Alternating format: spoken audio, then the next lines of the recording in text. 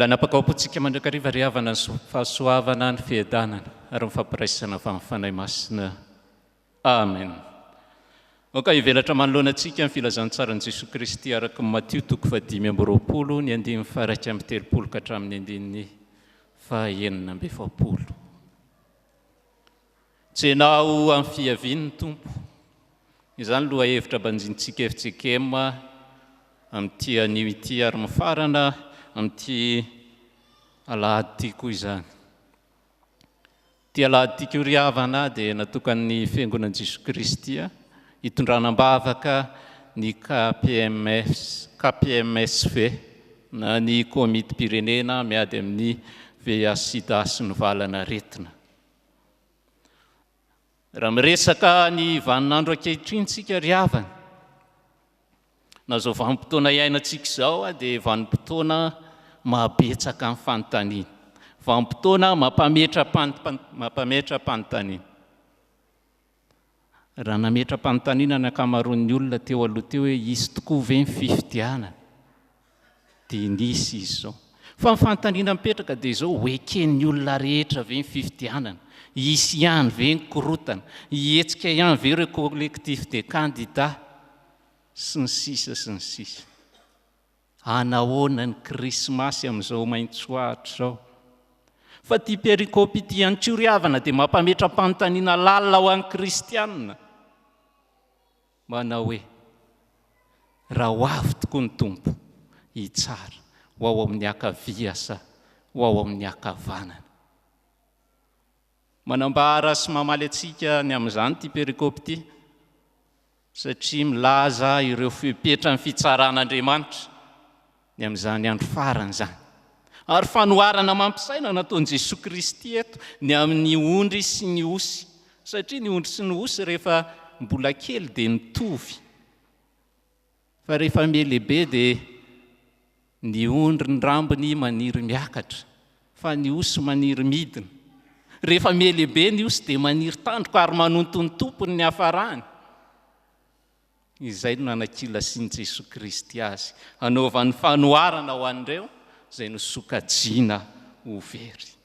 Afatra voalohany ho antsika ry havana ny amin'izao perikopa izao dia izao no hoe ka tsao no eo ankavanan'ny Tompo ka ataovy amin'ny mpitiavana ny asa, manaova asa mpitiavana.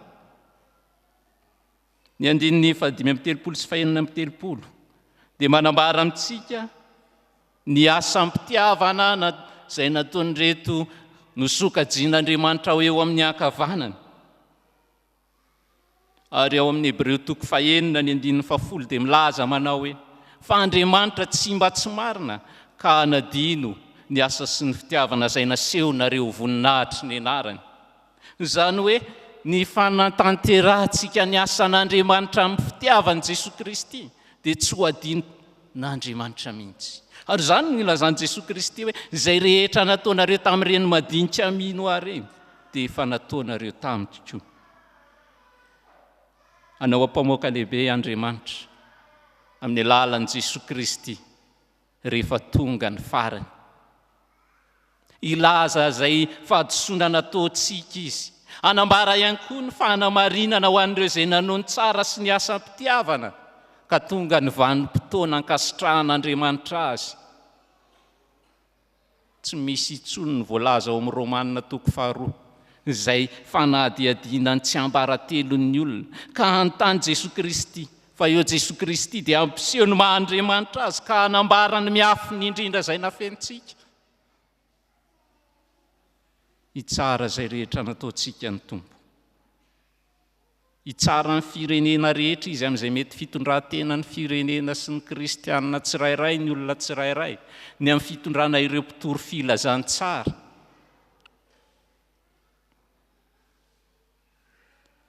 Nanahoana ny fitondrana ireo mpitory filazantsara? Nininana mpitsofina ve? Nanosika an'izy ireo hiala ve? Nanaratsy an'izy ireo ve? Nanamavo an'izy ireo ve? Ary raha mijery ny Galatiana 5:9-9 ry havana dia tena manamafy izany. Ary toy izany ihany koa ny nanamarinan'Andriamanitra ny Rahabajanga dia nandraisany an'ireo irak'Andriamanitra Tsarovy ry havana ny voalaza ny 7 amby 30 sy ny 7 amby 30 eto. Fa rehefa nolazain'Andriamanitra izy no ankasitrahan'Andriamanitra mba ho ao amin'ny ankavanany, satria efa nanao ny asan'Andriamanitra tampitiavana. Dia nanambara izy ireo hoe taiza izay no nahitanao nangetaheta nanome rano anao, taiza izay no nanafy anao, sy ny sisa sy ny sisa. Tsy nahatsiaro izany izy ireo, tsy nanantena akory izy ireo fa ho ankasitrahan'Andriamanitra sy ho derain'Andriamanitra amin'izany andro farany izany. Tsy hanon'izy ireo fa toa tsy mendrika azy ilay satroboninahitra nomen'Andriamanitra, satria ny asa tamin'ny fanetretena izy ka tsy tsaroany intsony izay rehetra tsara vitany. Ireny asa-pitiavana rehetrarehetra ireny no ikilasian'Andriamanitra azy ireo, na ny fanetretenany, na ny fitiavany miasa, dia nankasitrahan'Andriamanitra. Ry havana malala rehetra amin'ny Tompo, ny zavatra mahafaly, ny zavatra mampahery eto dia izao ny filazan'Andriamanitra manao hoe izay rehetra nataonareo tamin'ireny madinika ireny na dia kely aza. Izany hoe Andriamanitra izany dia mahita izay rehetra ataontsika amin'ny madiniky ny Tompo, mahita izay rehetra miafiny indrindra.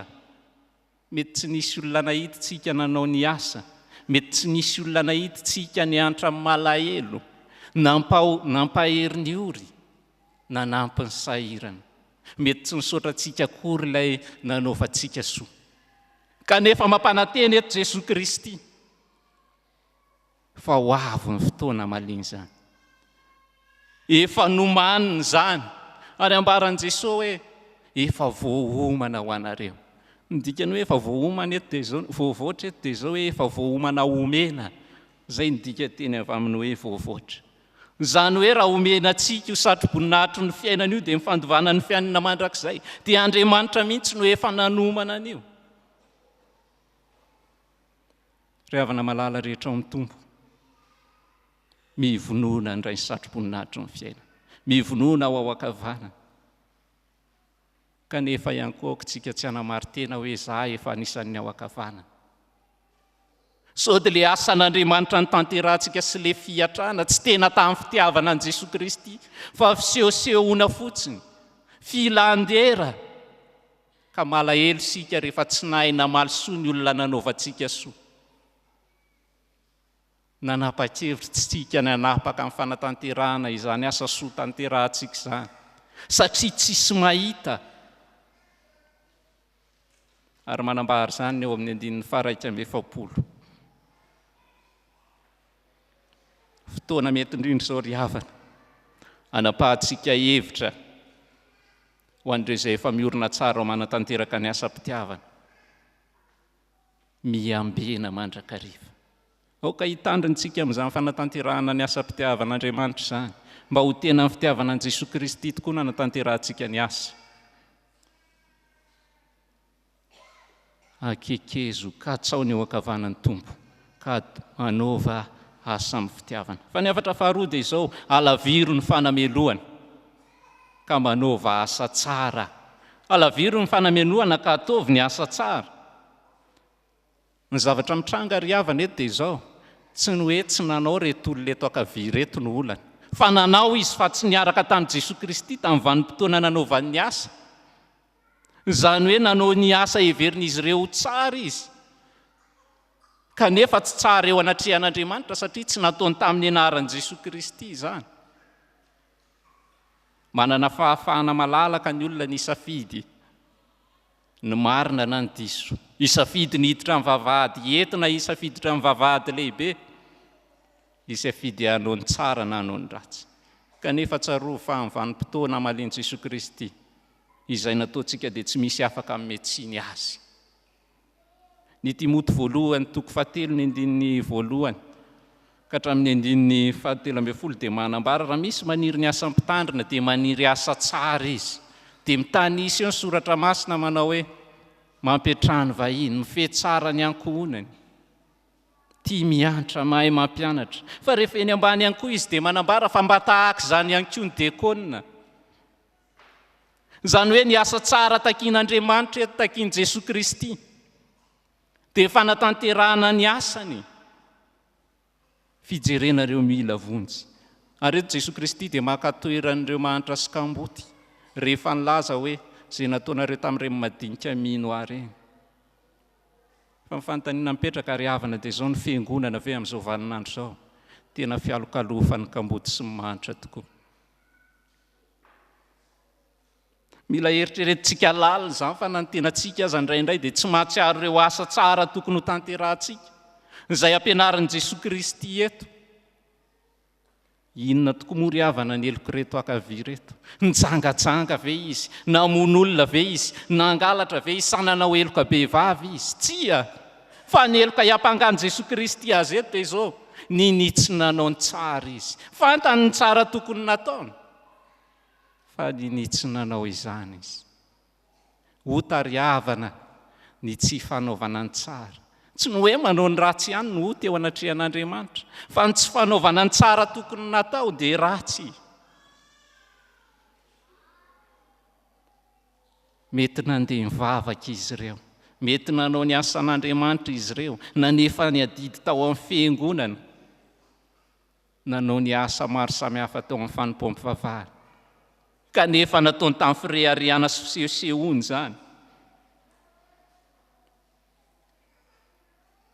Amarin'ny apôstôly nefa ry havana.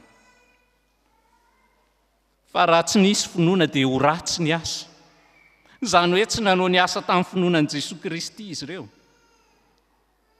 Matetika tokoa itsika mivariana, fantatsika fa azo atao mianatra amin'ny malahelo, ny sahirana ny kamboty ary tena tokony ho ataontsika. Fa adinitsika izany no ireo tombontsoantsika, ny voninahitra, ny vola, ataontsika mban-javatra izany. Misy tantarana mpangataka anankiray. Hitan'ilay mpanan-karena isaky ny avy miasa izy, mangataka amin'ny foana. Nangataka ilay mahantra manao hoe mba omeo aho, fa nanohaniko anio aza tsy misy. Dia namaly ilay mpanan-karena manao hoe tsy manako omena androany, fa rapitso ianao omeko. Tonga indray ny apitso dia nangataka ilay mahantra mba omeo aho. Dia hoe ilay mpanan-karena tsy nitondra anio, fa rapitso ianao omeko. Tonga indray ny apitso dia hoe ilay mahantra hoe mba omeo aho, fa efa indroenao izay niteto amiko nangataka taminao afanam-panantenanao mandrakariva, fa tsy nanome ahy ianao. Tonga ny andro manaraka dia mbola nangataka ihany ilay manitra, omeo aho. Dia nomen'ilay mpanan-karena vola izy. Ary ilay mpanan-karena nanao hoe aza mividy ninona amin'iny vola iny, afa-tsy sakafo irery ihany, fa zao akanjonao zao ny andro mamirofiro, anaterako akanjo ianao rehefa avy eo. Ny andro ilay mahantra teo amin'ny sisin-dalana tsy tonga ilay mpanan-karena, satria rehefa tonga tany an-trano ilay mpanan-karena dia nisy vahiny tao an-tranony. Ary rehefa nisy vahiny tao an-tranony dia somebiseby izy nandray ilay vahiny, ka adino ny fisian'ilay mahantra izay nampanantenainy. Lasa ny vahiny, tsaroany hoe ay amo nampanantenan'ilay mahantra, efa alina ny andro ka tsy afaka niverina tsony izy. Nilaza izy fa rapitso maraina mandeha any, tonga ny maraina niverina izy, indrisy fa efa maty ilay mahantra. Ary nametraka taratasy ilay mahantra dia izao ny tao anatiny hoe hatramin'izay ateto tsy narenangatsika, fa no tonga ianao nampanantena akanjo mafana dia toreko ny atsika ka tonga matiny ny atsika.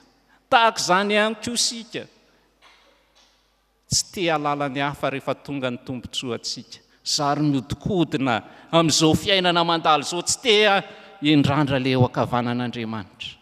Ry havana malala rehetra ao amin'ny tompo, ny amaranana ny hafatra dia izao.